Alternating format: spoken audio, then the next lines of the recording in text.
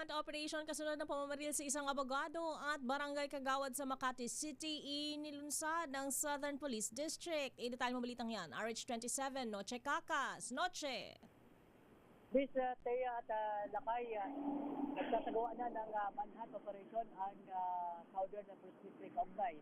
Ito sa insidente ng pamamaril kung saan isang biktima, abogado at isang barangay kagawad Lakay sugatan ngayon at sa ilalim sa operasyon sa ospital. Ito yung crime scene Lakay kung saan ito yung kanyang motorsiklo na sinakyan.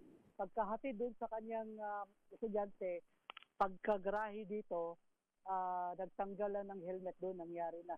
Ang sinasabi ng mga witness dito Lakay at Miss Thea, dalawang putok ng baril kung saan ay ang isang kagawad at abogado na biktima ay tinamaan dito sa gilid sa may tenga. Kaya ngayon ay nasa ospital.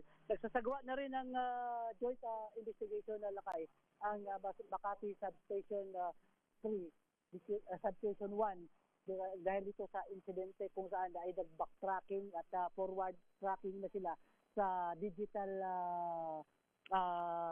CCTV Lakay na kuha dito sa crime scene. Dito nangyari ito Lakay dito sa may Lubaliches Street at kanto ng Sapote Street dito sa Barangay Olympia. Pero yung biktimang abogado Lakay ay at kagawad, siya ay taga Barangay Santa Cruz. Dito siya nag-notaryo Lakay dito sa lugar na ito.